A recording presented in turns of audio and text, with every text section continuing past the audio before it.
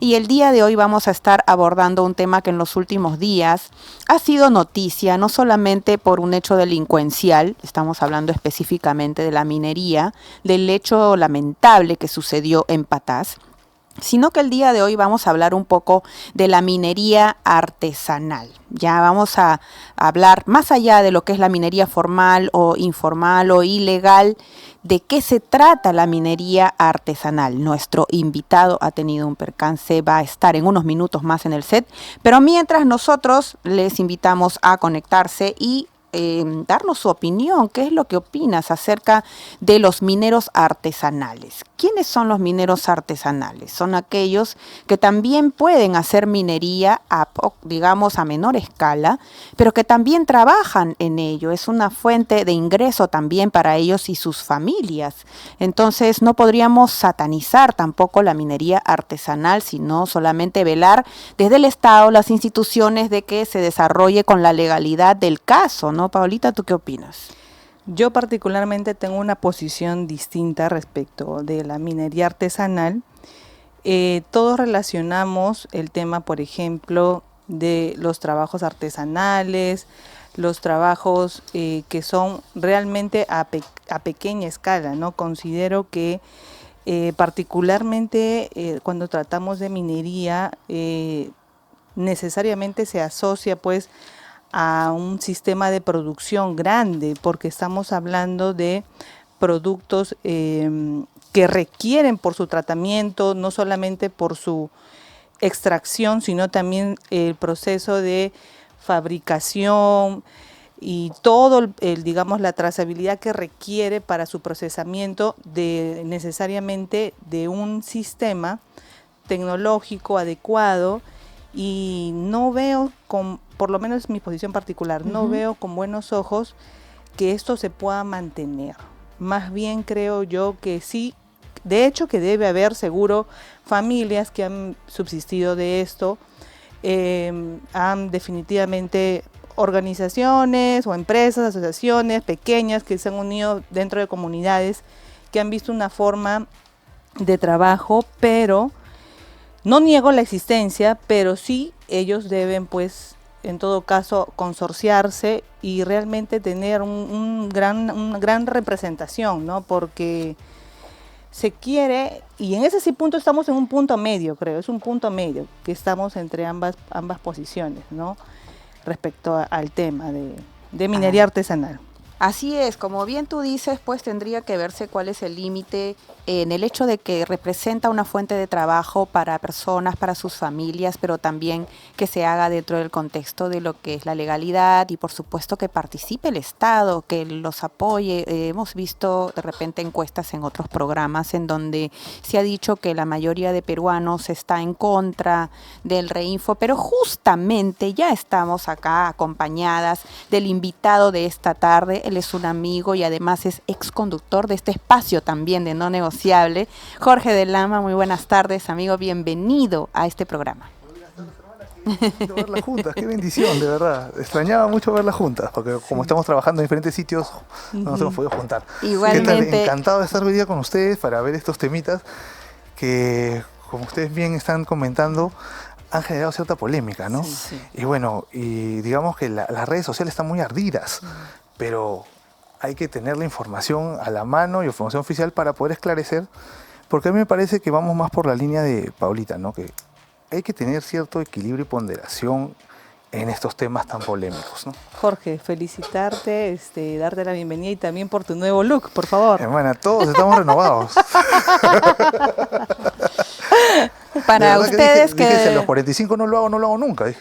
Qué genial, se te ve muy bien. Gracias. Bueno, a los amigos que están escuchando por radio, vamos a informarles un poquito mejor quién es Jorge de Lama. Él ha sido conductor también en No Negociable, pero él es abogado titulado y colegiado, además bilingüe, con 10 años de experiencia en la gestión legal de proyectos mineros, evaluando y participando en el planeamiento de proyectos mineros y un largo etcétera de presentación, pero queremos desde ya iniciar, Jorge, preguntándote por favor, porque seguramente una pregunta que tienen muchos, ¿nos puedes definir qué cosa es el Reinfo y por qué ha habido un escándalo acerca de un presunto Reinfo hereditario o esto es un mito? Claro, miren, primero hay que entender que la formalización minera de la cual viene el Reinfo es el proceso que inicia Ollanta-Humala.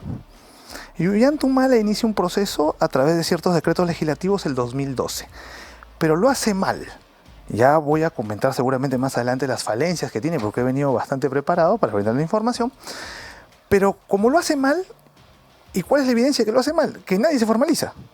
Lo hizo tan mal que nadie se formalizó, y eso es lo que uno dice, esa es la evidencia que tu política pública estuvo mal diseñada. ¿Okay? Y luego el 2017, como ven esa situación, se genera el Reinfo a través de la ley. Pero el Reinfo, como lo podrán ver, es un parche para este proceso de formalización que empezó mal. ¿Okay? Ahora, ¿cuál es lo que sucede con el Reinfo actualmente? Que tampoco no permite la formalización masiva de los mineros. Por, nuevamente, temas de diseño que seguramente vamos a ver un poco de casuística después para que ustedes lo vean. Ahora, ¿qué pasa con esto?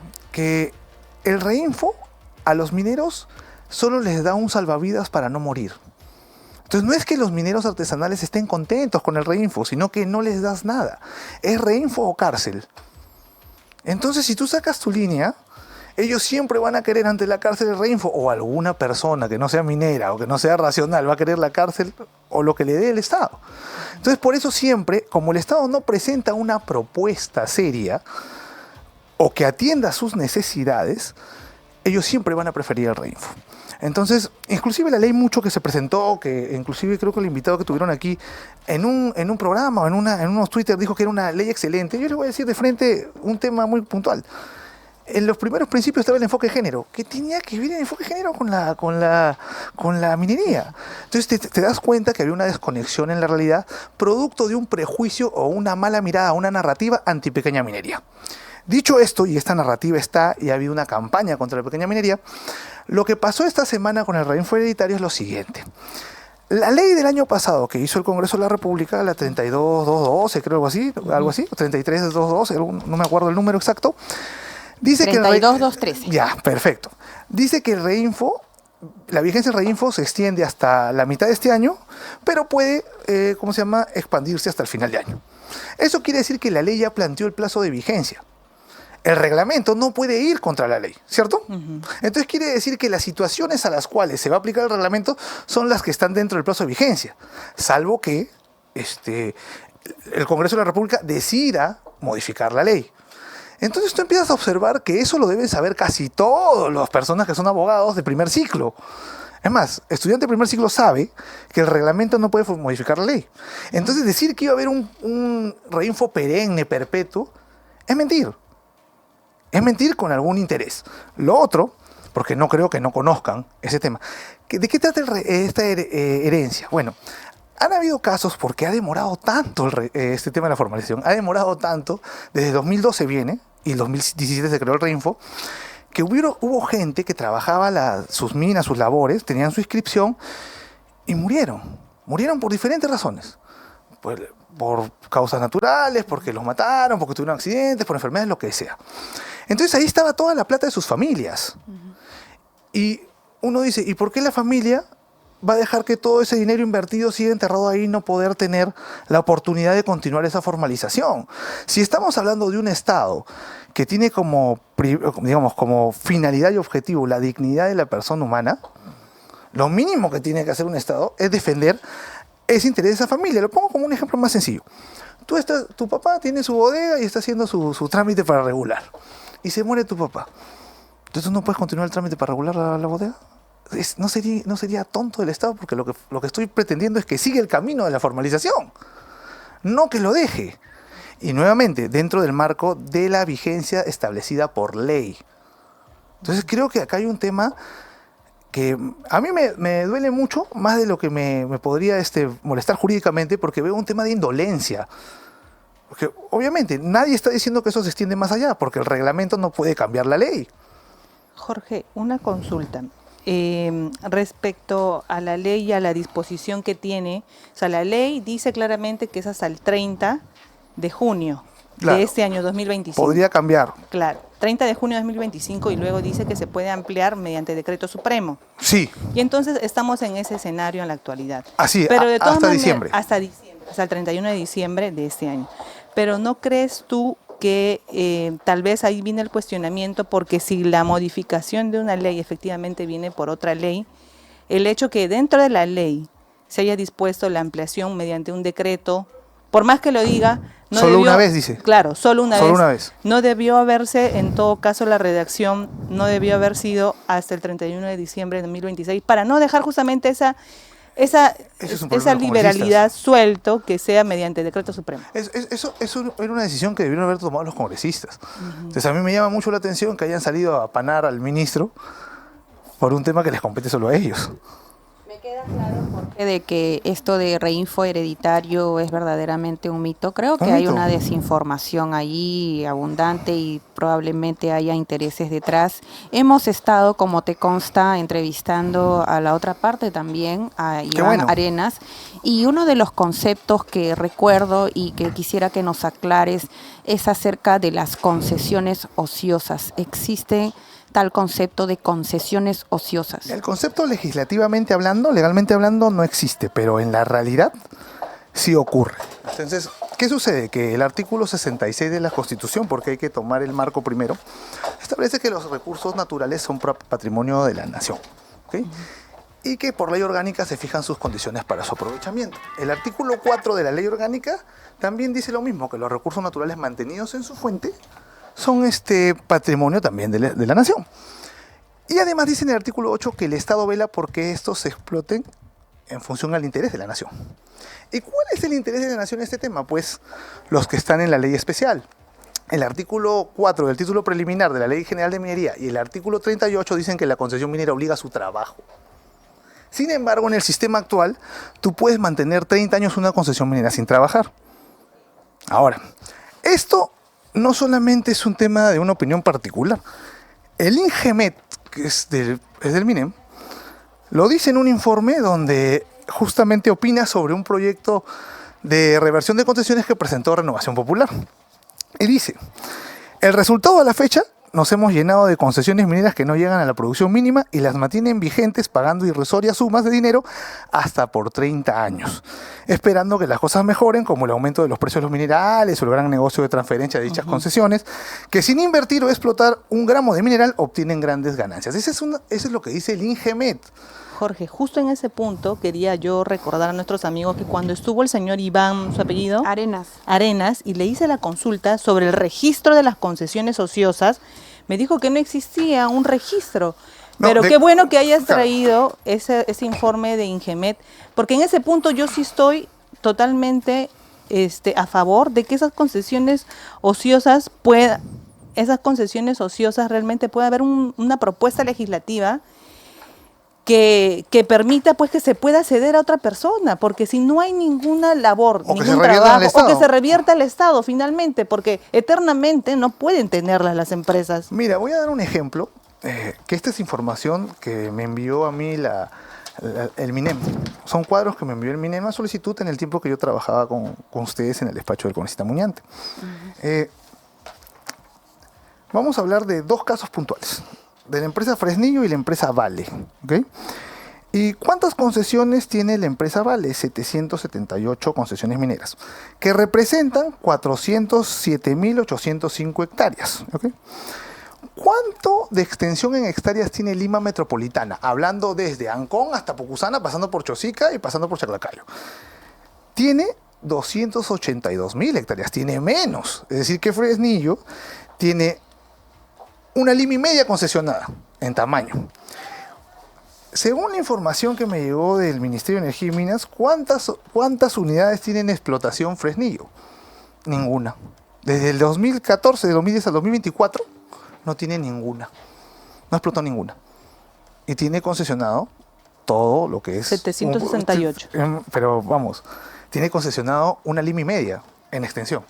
Porque como les he dicho, 282.000 hectáreas es lo que tiene Lima Metropolitana como extensión. O sea, de Ancón a Pucusana, pasando por Chosica, pasando por San Juan de Lurigancho, por todo lo que es Lima, hasta Pucusana, ojo, hay 282.000 hectáreas. Jorge, antes de que continúes explicándonos, vamos a dar la bienvenida a nuestra co-conductora también, Carmen Briceño. Carmen, muy buenas tardes. ¿Qué tal? Buenas tardes. Disculpen la tardanza, estoy feliz acá. Hola, Oye, ¿cómo Jorge, estás? ¿qué tal? Qué buen Carmencita? corte, qué buen corte. Está bien. Bueno, y qué interesante, vamos a seguir hablando de esos temas de minería que son tan vitales para el país y continuemos, chicos. Claro. Sí. Entonces, si observas, y también con Vale pasa lo mismo. Con Vale pasa lo mismo. Vale, yo he tomado dos nomás, porque en esta lista están las 50 empresas que tienen más concesiones en el Perú. ¿Ok? Y Vale tiene 518 concesiones, tiene 378.000 hectáreas de concesiones, y, o sea, tiene un 1.3% de extensión de Lima, una Lima y tiene un tercio, y tampoco ha explotado ninguna en los últimos 14 años. Eso lo permite actualmente la ley. El sistema sí lo permite. O sea, ¿Cuál eso- es la cantidad de ese es el años tubo que...? de la Ley General de Minería, porque el tubo de la Ley General de Minería es el que establece cuánto tiempo se va a tener una concesión sin trabajar. Pero qué bueno que lo preguntas, porque este tubo ha ido cambiando. Es decir, tampoco no es... a ver, por partes. En el 91, la Ley General de Minería, cuando el oro estaba... Y le voy a dejar este dato porque es importante también saber el precio del oro, cómo estaba. Cómo está ahora Porque- elevadísimo claro, y porque- se va a elevar más. Claro, porque cuando hablamos de política pública, porque acá no estamos hablando de un tema netamente jurídico, porque si no seríamos en una corte, es un tema de política pública. ¿No? Hacer una gestión de política pública, el sistema de concesiones es una herramienta de política pública, no es algo establecido en piedra que no se puede cambiar. Bueno, miramos. En el 91, cuando estaba a $353 el oro por onza, tenías 8 años para cumplir la producción mínima. Y a partir del año 9, tú empezás a pagar penalidades perpetuas. O sea, te podías quedar con la concesión a perpetuidad. ¿Se entiende? En un momento en el cual habíamos salido de una crisis financiera, donde nadie nos creíamos, un país que nadie le creía a este país, que respetaba los contratos, que respetaba la economía de la gente. Luego, en el 2001, el precio baja más y se pone a $273 la onza, o sea, en vez de subir, baja. Y los años para cumplir penalidad se reducen, para cumplir producción media se reduce a 7, y penalidad del año 2008. En el año 8 ya pagas penalidad, pero perpetua. También te la podías quedar para siempre, sin trabajar, ¿no? Pero pagando la penalidad. Pero ya empieza el boom de los metales, y en el gobierno de Alan, ya el oro ya está a $887 la onza, y lo que sucede es que él establece en mayo del 2008 que para cumplir la producción mínima tenías que tener 7 años, y a partir del año 11 pagabas una penalidad, y en el año 13, si no habías producido, se te caducaba la concesión minera. 2 meses después, él cambia, y en lugar de decir que son 13 años para producir sin que caduque, lo pone a 15. Luego, en el 2017 viene PPK, cuando el oro ya está a $1.250 la onza, y él establece que tú tienes que cumplir la producción mínima en el año 10, y además tú puedes tenerla sin producir pagando penalidades por 30 años. Entonces, el diagnóstico, o lo que ha ocurrido con esa disposición, es que hay mucha acumulación de concesiones, no solo una concentración en pocas manos, sino también hay concesiones que no se están trabajando, sino que se acumulan y se especulan. Entonces, eso tiene que... Va a determinarse caso por caso, pero eso es lo mismo que ha dicho el INGEMET. O sea, justamente es el Instituto Geológico Minero Metalúrgico que tiene la información de las concesiones. Y jugando también con la especulación, con esta también Sí, hay gente precio del mercado del oro, entre otras cosas más. En mi experiencia, yo he visto gente que nunca ha venido al país y tiene concesiones mineras y que no las usan, simplemente prefieren cobrarlas de la gente que está ahí, cobrar un poco. Entonces, esa no era digamos, yo leí un artículo de Iván Arenas diciendo que era un activo la concesión. Claro, digamos así, un activo como una acción. La compro y la dejo ahí a ver qué sube. Pero para eso no se entregó la concesión. Porque el artículo 38, como te digo, y el artículo 4 del TUO dicen claramente que la concesión minera obliga a su trabajo. Te quiero hacer una pregunta, como le dije a Iván Arenas también, fuera de la caja. ¿Qué está pasando? ¿Cuál es el trasfondo? ¿Por qué crees que PPK en su momento, el expresidente, ha permitido que se extienda este plazo para que tengan las concesiones las empresas mineras? Él, por un lado, dice que en un artículo que él habla de que no existen concesiones ociosas, pero nunca da las cifras de las concesiones, sino solamente habla desde el punto de vista general, dice que eso se hizo por una especie de estabilidad jurídica, algo más, pero eso para mí es muy vago. ¿Qué habrá hecho PPK o por qué PPK lo habrá hecho? Es algo que se tiene que revisar del decreto legislativo y ver también los antecedentes de PPK. Yo no puedo ahorita acusar a nadie porque, bueno, estamos hablando desde el punto de vista de la política pública. La cuestión es que lo que ha generado esta política pública es desvirtuar el objetivo por el cual se entregan las concesiones. Pero hay un tema que es transversal a todo lo que estamos conversando y es el problema de la informalidad, de la falta de formalización Claro, minera. que también. es un concepto, ojo, que la informalidad en el Perú, y no vamos a hablar solo de la minería, pues, porque el Perú tiene informalidad en todo lado. Y ustedes han visto que el Estado ha fracasado siempre o ha formalizado a alguien. No. Nunca ha formalizado a nadie. ¿Por qué? Porque su enfoque siempre es punitivo, legalista. Y eso no es una opinión mía solamente, que era un indicio mío, sino que eso también lo menciona la CEPAL cuando hace un estudio, cuando hace un estudio de la formalización de la minería artesanal en Chile a través de la empresa chilena Enami, donde el enfoque de ellos no es la legalización, no es, ¿sabes qué? Cumple las normas y de ahí ve cómo te arreglas. No, ellos realizan acciones de fomento. ¿Qué significa? Que el Estado acompaña, en ese caso al minero, y suple ciertas deseconomías o aspectos que él no puede cumplir para competir en el mercado internacional.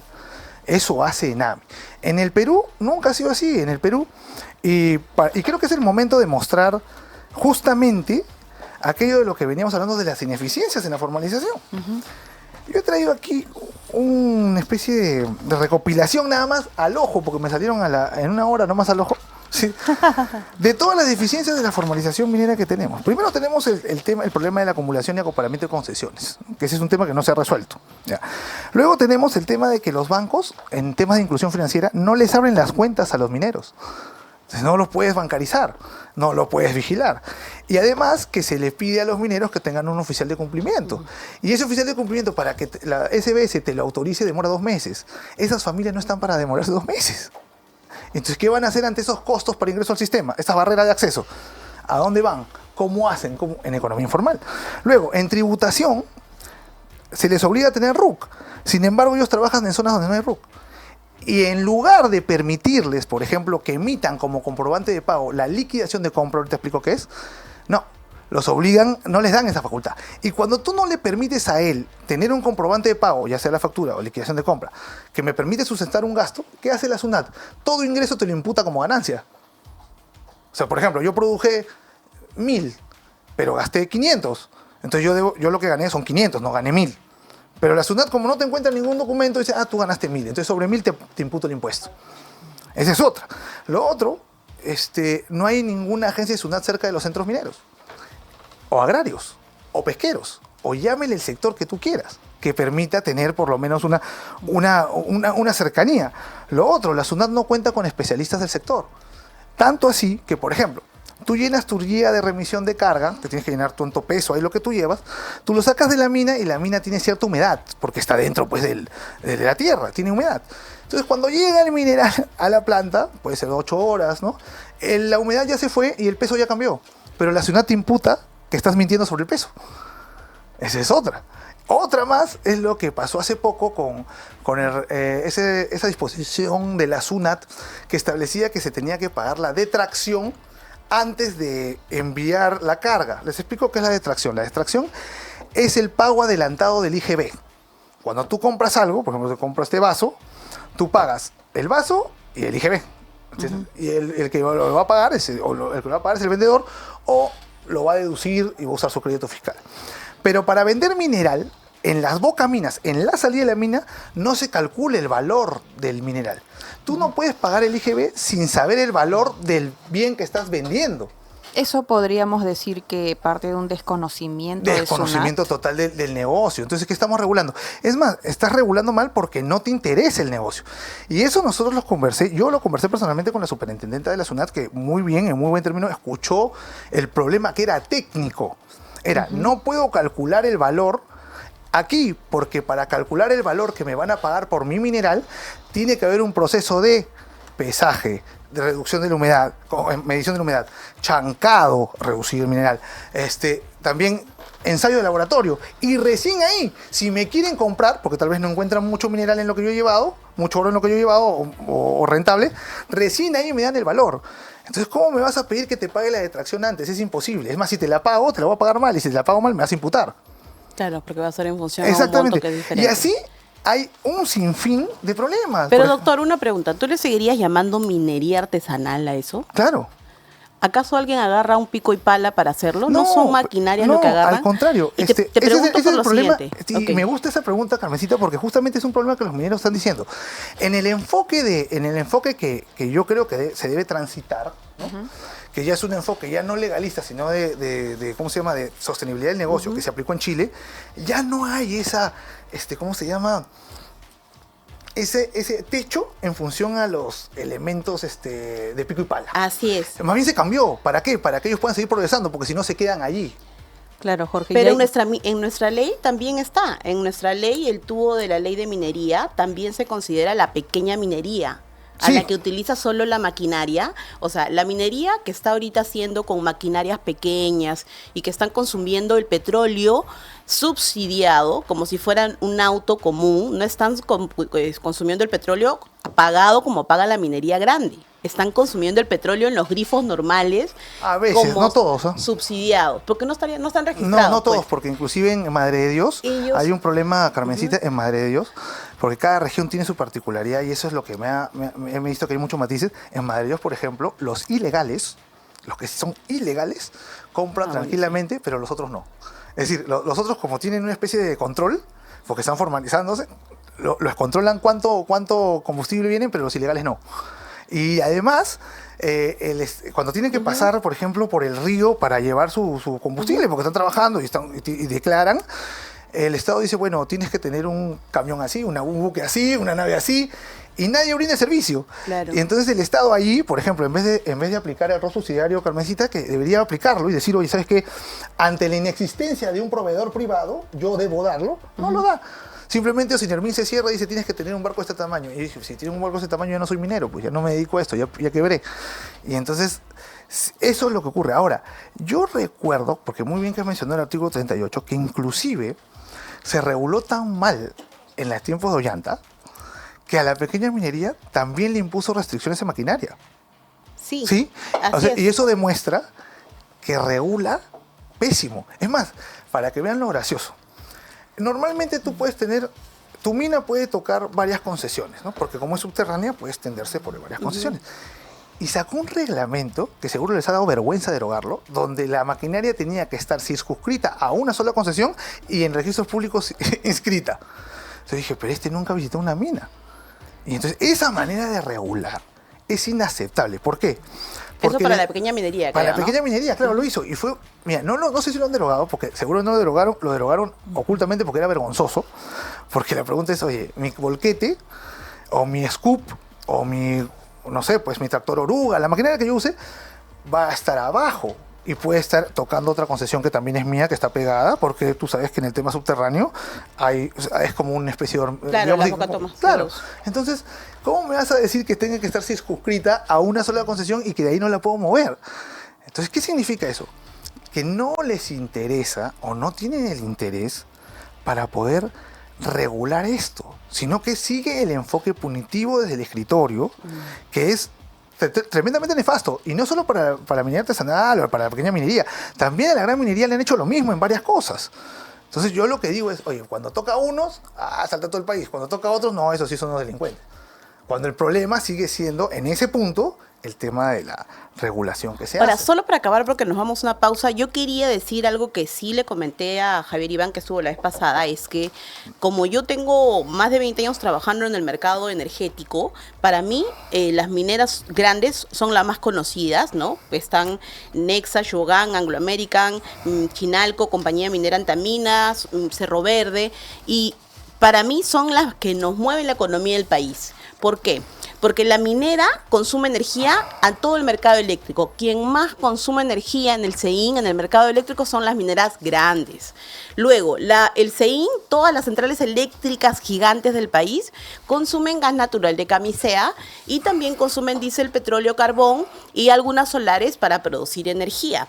Entonces, hay un círculo económico ahí que si haces que con la ley MAPE se baje a 7 años la concesión minera y no a 30, estas mineras se van y se cae el mercado eléctrico y también el mercado que hace que las generadoras produzcan electricidad.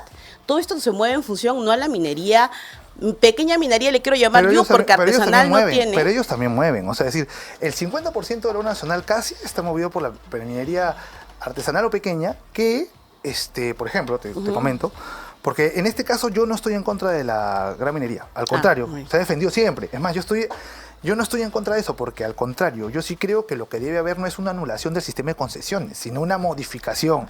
Y una modificación, ¿por qué?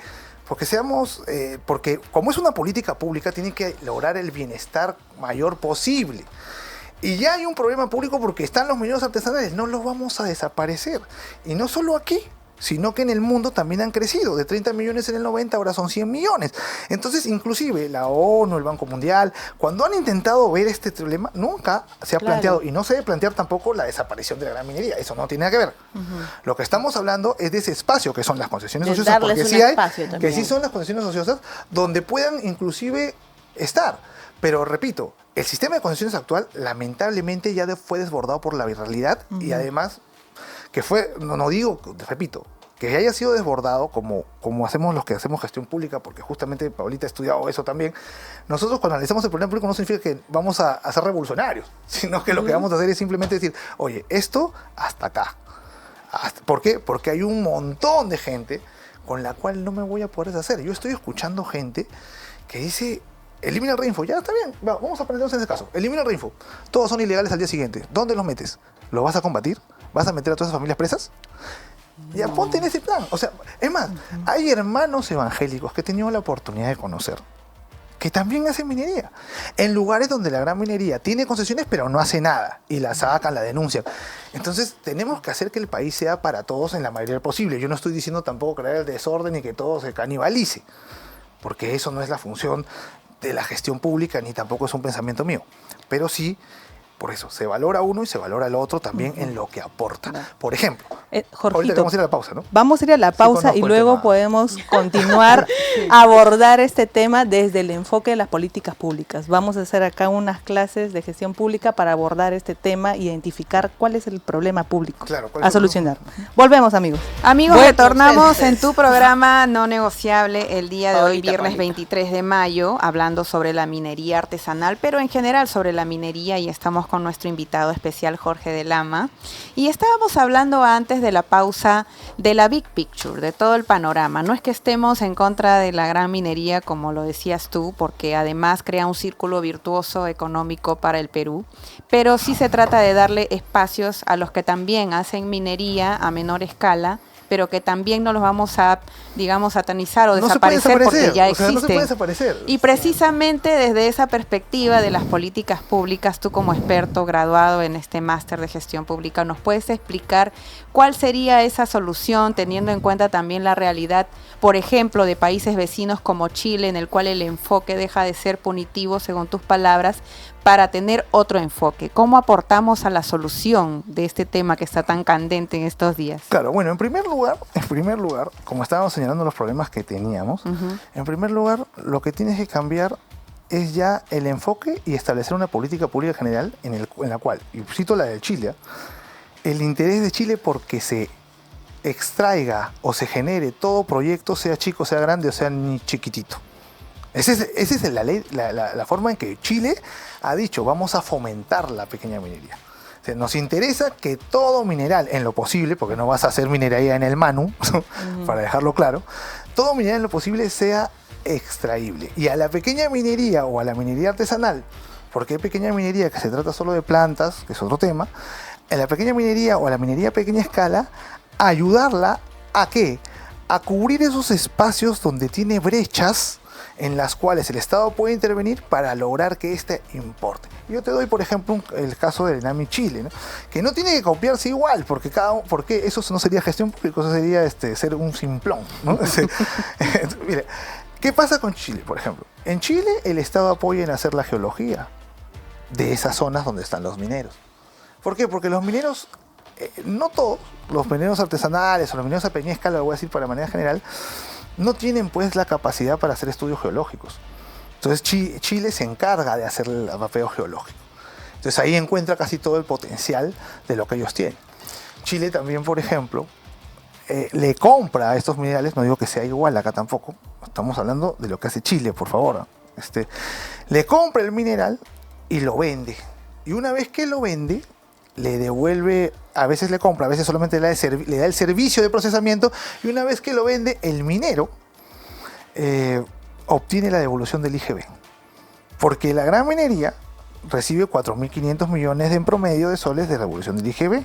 Y eso nadie en ningún momento ha sido objeto de crítica y queja, sino yo también quiero llegar a eso. Entonces el Estado tiene que facilitar. Entonces, en primer lugar, tiene que, por lo menos, ver el tema de las condiciones ociosas que ha dicho el INGEMET mismo, que están no solamente en algunas empresas grandes, sino también concesionarios especuladores pequeños, que no hacen nada y sin embargo las mantienen, porque en el Perú se puede mantener 30 años una concesión sin trabajar pagando penalidades. ¿Y qué ha sucedido? Lo que supuestamente la penalidad tiene que obligarte es a que produzcas. Pero lo que a mí, en mi parecer, es que lo que está haciendo la penalidad es el pago de la tarifa para no producir. Ah, ya no quiero producir, pago la penalidad. Ya no es al revés. La multa, ¿qué tiene que hacer la multa contigo? Obligarte a cumplir el propósito de la ley, ¿cierto? Pero si la multa la puedes pagar y es pequeña, imagínate, ¿no? Para tu capacidad, digo, para mi capacidad que me cobren 10 soles por pasarme la luz roja, se convierte en un derecho para pasarme la luz roja y no en una obligación o en un incentivo para no pasarme la luz roja. Así es. Hace poco vi en el programa de Pancho, que explicaste bien todo este proceso y justo mencionaste que desde el 2002 viene más o menos este boom por la subida del oro, ¿no? Y todavía no era tan alto, ¿eh? O sea, sí. Empieza a crecer, pero ¿sabes dónde se da? Se expande totalmente ya en el tiempo. Y ahí comienzan los mineros pequeños, artesanales, comienzan a haber más. Además también que se generan unos negocios interesantes, porque, sí, por ejemplo, como tú sabes, ya no se ve el negocio integrado de la gran minería, que es exploración, exploto, luego proceso y luego exporto, ¿sí o no? Que ese es integrado. Así es. Se empieza a ver desintegración de mercado en negocio. Sí, empieza a ver a alguien que explora, externalización, alguien que planta, sí, claro. sí.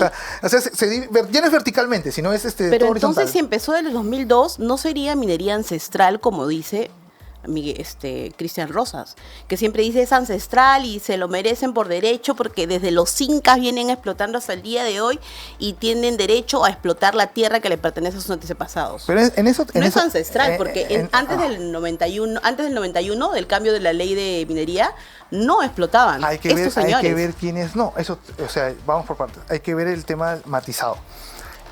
En Patás, por lo menos, esas concesiones antes de los 90 eran de una empresa minera que era del pueblo de Patás, que inclusive el Estado fue el que se las dio, 4 concesiones.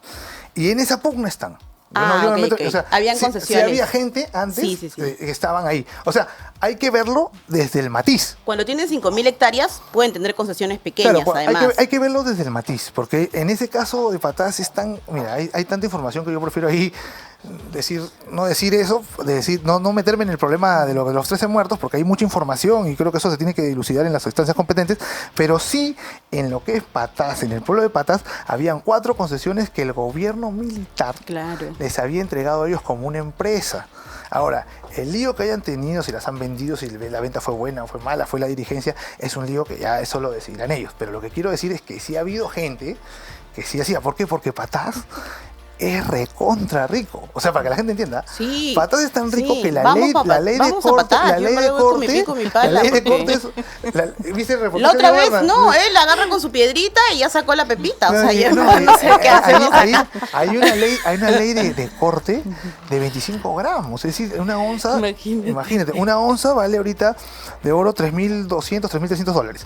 Y tiene 32 gramos. 25 gramos, que es un poquito más de la mitad, ya pues tienes 1.500, apenas sacas una tonelada. En un día, o sea, imagínate. Claro. En todo digamos, el programa del día de hoy, tal vez nuestros amigos, nuestros máximos oyentes que son de, digamos, aquella mamita que nos está escuchando en este horario, o al amigo que está saliendo del trabajo, el amigo taxista, tal vez está diciendo, pues estos 4 abogados locos han estado hablando y realmente no entiendo No creo, cuál yo es creo el que sí entiendo. cuál es el problema real.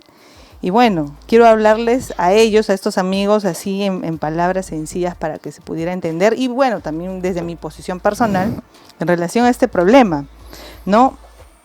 Comentaba con Iván, por ejemplo, y le preguntaba, Iván, ¿sabes tú la relación de cuánto es la deuda que asciende a las empresas grandes mineras que tienen, que cuando entró Castillo, si recordarán, cuando entró Castillo, varias de ellas se pusieron al día en los pagos que tenían con SUNAT, ¿no? Y por el otro lado estamos viendo, es posición personal, que ante el tema de estas concesiones ociosas, áreas extensas por explorar y por extraer minerales, pues nadie está haciendo absolutamente nada. Entonces yo, con estos, no sé, con estas personas, hago una empresa y extraigo de forma, digamos, artesanal. Pero la verdad es que creo que no están dentro del marco de la ley.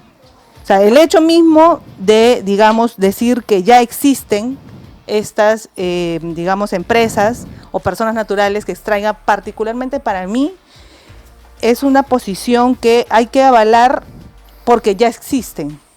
Y creo que ya existen las normas donde establecen cuáles son los límites, digamos, para considerar gran empresa, mediana o pequeña. Por lo menos en minería hay más o menos, pero ni siquiera hay regímenes, Claro. no hay regímenes especiales No hay para régimen. tributarios, para los mineros Cuando pequeños hablamos, no hay. claro, cuando hablamos No del hay. tema tributario, y tú hace un momento acabas de comentar todo, digamos, los obstáculos que tiene, obstáculos que tiene. Lo de la UIF también. Y todo lo demás. Pero estaríamos validando, digamos, que se mantenga esto, o sea, que esto se vuelva un círculo vicioso. Estaríamos validando a través de que, si es que, no sé si se extiende más el reinfo, que esto pueda mantenerse, porque más bien, como bien Jorge también lo ha señalado y lo hemos hablado, ver realmente paralizar y cerrar más y ya no ampliar más el tema del reinfo, parar realmente Pero con tienes que esto. darles algo, porque si no es Sí. cárcel. No, claro, pero el tema está en que en este círculo se va ampliando más Pero y van haciendo porque, más. porque el Y- Estado no da. Ese claro, es el pero problema. para terminar nada más quería señalar algo, que lo que estamos viendo, por un lado de algunos actores, y en eso sí, yo sí estoy sí, de es acuerdo, verdad, sí. es que estamos romantizando la ilegalidad. Estamos romantizando, hablando de minería artesanal. O sea, yo no creo que haya minería artesanal, porque esto es un La que sistema vimos de en el video, producción, ¿no? una cadena de producción que requiere de inversión. Requiere de inversión. Considero que es una gran chamba del Ministerio de Energía y Minas y del Estado para identificar realmente de estos 100, quiénes son realmente los que pueden ser considerados como pequeña minería y que pasen realmente a la formalidad.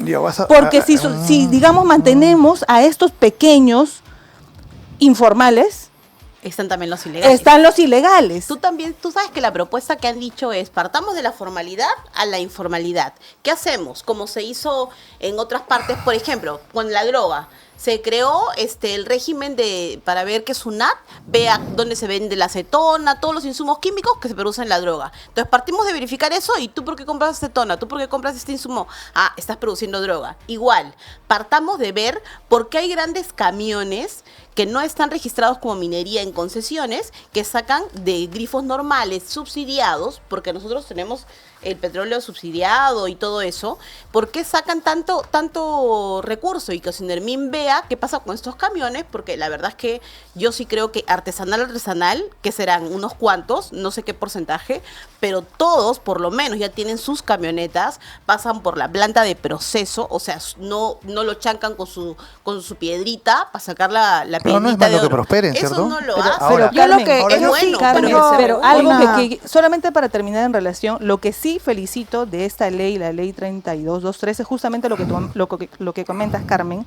sobre el tema de la trazabilidad operativa, y es algo que recuerdo que también conversábamos con Jorge, porque es importante, pero eso requiere labor de fiscalización.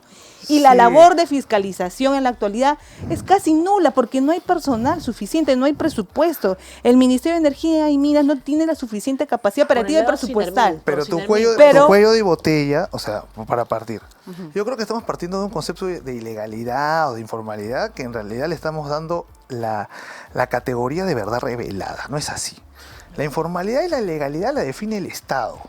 Sobre todo cuando hablamos de una actividad económica. Porque una cosa es un asesinato, que en sí, en esencia, aquí arriba en el cielo, en el infierno es malo. Y otra cosa es una actividad económica, la cual vamos a regularizar, vamos a criminalizar o no, o penalizar en función a ciertas características.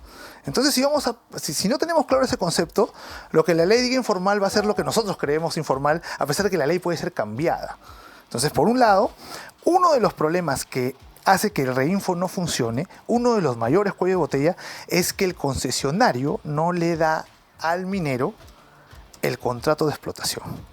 Y es más, Es no que solo no le da justamente porque no se ha visto que el problema es las concesiones ociosas. o sea, de Nadie acuerdo, ha querido. de acuerdo, pero para seguir, identificar para continuar, porque está bien. Lo otro es que es recontra inviable hacer eso, porque ellos dicen, no, la economía de mercado, que eso se organiza entre partes. Pero ¿por qué es inviable? Porque ¿cuál es el problema que se ha presentado? Mire, y traten de solucionarlo, se los pongo como ejercicio. Uno más uno.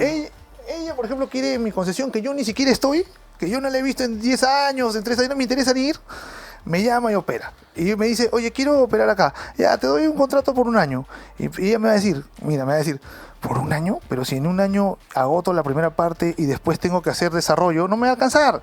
Pero estás agarrando un ejemplo bien. A ver, ¿cuántos de los mineros Hay que están varios, en el hay reinfo? muchísimos así. Es más, los que no ¿cuántos se estaban van en el de reinfo- ¿Cuántos se van de las qué porcentaje tienes de tus datos que se van detrás de las minerías ociosas? Todos están en la poderosa o están en minería que sí están es falso, no produciendo. todos están en el Sí, poder. de verdad y recuerdo, quisiera lo de que- Patas es diferente. Sí, Quisiera no, que, no todos que se van a nos poder. pudieras Estadísticas. ofrecer algunas cifras, porque como he dicho antes, el gran problema que tenemos en el Perú es la informalidad y no hay incentivos para la No hay formalización y no hay acompañamiento del Estado. Tenemos un Estado ausente y lo vemos en todas las materias, siendo una de ellas la inseguridad ciudadana, pero también vemos que hay trabajo de estas familias, de estas personas que se dedican a la minería, y yo quisiera que nos grafiques más o menos cuántas personas se dedican a este rubro y por qué es tan importante apoyarlas, y han estado buscando bancadas en el Congreso, buena parte de Claro, ellos y las son acusan de buscar de la bancadas, izquierda, ¿no? O ¿no? sea, uy, los buscaron, ¿no? Como si fueran delincuentes. Están poniendo su DNI. Una vez Paula me dijo, la gente que es delincuente no se muestra. Ellos se muestran poniendo. Sí, claro. ¿Podrías decirnos cuánto es esta población Mira, de los la estudios que mineros, revisé- pequeña minería? Y por cierto, hay Sí. una ley MAPE que se va a debatir también en el Congreso. Sí, Isabel, mira. Ahorita todavía no hay un censo, los mineros han pedido un censo. ¿Por qué? Porque toda su producción se toca como si fuera ilegal, ¿no? Toda su producción se denomina ilegal. Toda. Y además, porque no se sabe cuántos mineros hay en cada zona. Pero de los estudios que se han hecho, y yo he sacado una media, porque hay por regiones, hay hechos, como 10 estudios revisé, debe haber un total de 350.000 familias metidas en este tema. 350.000 familias en todo el Perú. Y están en diferentes lugares, porque inclusive la Confederación Minera tiene bases en casi todo el país. Es decir, tiene Arequipa, tiene Junín, y además cada tipo de minería en diferentes zonas tiene sus propias particularidades y características. Entonces estás hablando de 350.000 familias. Ahora, ¿qué sucede? Con este sistema actual que permite la acumulación de concesiones ociosas, lo que termina sucediendo es que los peruanos son extranjeros en su propia tierra. Y además yo me guío por lo que es de Deuteronomio, que para mí me parece un principio, ¿ok? Que no haya pobres en tu tierra porque yo voy a bendecir la tierra. No, te volviste comunista. No, no ya soy te comunista. pases. Eso no es comunismo. Eso no es Oye, comunismo. el peruano nomás tiene que ser dueño de la riqueza. Yo no he de acá. dicho que el peruano tenga que ser dueño, no engañes. El Es lo que peruano yo es estoy, extranjero en su yo propia estoy tierra. diciendo, en este caso sí, porque si un francés que no viene a ver la concesión vota a un peruano que está trabajando ahí y no viene, no la trabaja, porque eso ha pasado, y no la trabaja, no está, y solo la acumula, ¿quién es el que al final, que se supone que nació en este país, no tiene la tierra? Entonces nosotros tenemos que tener eso nuevamente dentro del marco del problema público. Nadie ha dicho que se vayan los extranjeros, y ese es el problema, pues a veces entendemos las cosas de forma maximalista, Sí. pero tenemos que tener un principio claro, y lo digo con un título personal. Lo pro familia no se agota en estar contra la ideología de género. Lo pro familia es también permitir que esas familias prosperen. Claro, van a haber ciertos límites, va a haber una regulación. Pero Jorge, ahí vamos al tema. Una familia, No me digamos de vas a- 5, de 6, ¿puede hacer realmente minería? No me Sí metas puede, la parábola de las sí minas. puede. ¿no? Ahí Ese es está el problema, ese es el problema. Es que ahí está el ¿Ustedes tema, han ido a porque- minas artesanales? Pero por Sí. eso es que ¿A cuál minas justamente- artesanales has Ya, ido? mira, escúchame. Pero Solo antes- una No, cosa pero porque tienes nos que están- decirme porque yo te voy a Perdón, llevar. No pueden pueden no cortar, nos quieren cortar. Solo una cosa, si la norma ha ido restringiendo más los requisitos para la pequeña minería y haciendo que solo los que quieran 1.000 hectáreas, 2.000 hectáreas, ¿por qué no se entran en la norma del todo la ley de minería y se vuelven pequeños mineros? Así es, esa es la Porque si la norma le primero, permite hacer no pequeños calzan mineros. con, entienda, Acá dice, no calzan los 2.000 hectáreas no en un calzan los grupito de no calzan personas. con los proyectos. El minero ¿Por qué no artesanal pueden presentar un consorcio para- No, eso es bien complicado. ¿Por qué no se puede? Nuevamente, es bien complicado porque primero que los mineros artesanales cuando tocan los proyectos que tienen son bien pequeños y se mudan, se mueven. No se quedan en un lado 20, 30 años, 50 años. No se quedan en ese tipo, eso es falso, no se quedan. Se tienen que ir y verlo para ustedes conocerlo. Yo también tuve un tiempo, cuando gerencié una empresa minera, veía que los La mineros Junior, artesanales la iban Junior. entrando todos a mis concesiones. Pues tu mercado era la gran minería, porque la Junior está dentro de La la gran Junior lo minería. que busca es vender. Explorar. Y también hay vender, que no también está en contra. también desarrolla y vende. Pero el tema no es el esquema del negocio. El tema es, no es así. La ley tiene que adaptarse a la realidad hasta cierto punto. Sí. Pero la realidad ya rebasó a tu ley. Entonces, así como cuando nos quisieron imponer que un hombre podía ser mujer por ley, la realidad, y ahí está la muestra, ha desbordado tu sistema, ha desbordado tu ley. Y sí es cierto que hay familias que hacen minería. Es más, yo las invito para que con Juan Diego yo las lleve a Cajabamba, yo las lleve a Arequipa, yo las lleve a Junín, yo las lleve con... Pero no es la mayoría. No, sí es un- no es no, la sí lo mayoría, es. porque estaríamos Sí lo- romantizando no. que la minería se Estás trata de confundiendo familias realidad con teoría. de 4 O sea, personas no. o que la minería artesanal es Lo la que sí minería no de estoy Es que de estás, acuerdo. es que Es estás que será un confundiendo tema pro realidad con familia. teoría. Mira, Y tampoco sí, es un tema pro claro que sí No, lo es, no podemos porque las meterlo en el familias saco pro tienen familia. todo el derecho Ay, de chicos, progresar. no. Porque si tú no le permites al peruano progresar, Bueno, ¿cómo va a ser buen estamos padre? de acuerdo no lo va a que- hacer. que las y eso familias tenemos que tienen derecho defenderlo. a Por lo progresar. menos yo lo voy a defender. Sí, eso sí. Yo sí está lo voy a bien. defender. Sí, lo sé, lo sé. Bien, Jorgito, nos ganó el tiempo, te agradecemos y te esperamos en un próximo programa porque este tema da para mucho más. Amigos, muchas gracias por haber estado con nosotros y nos vemos en el próximo programa de No Negociable. Bye, bye. Hemos presentado No Negociable. Sintonízanos los lunes y viernes a las 5:30 de la tarde. Solo por Betel te acompaña. 100.1 FM.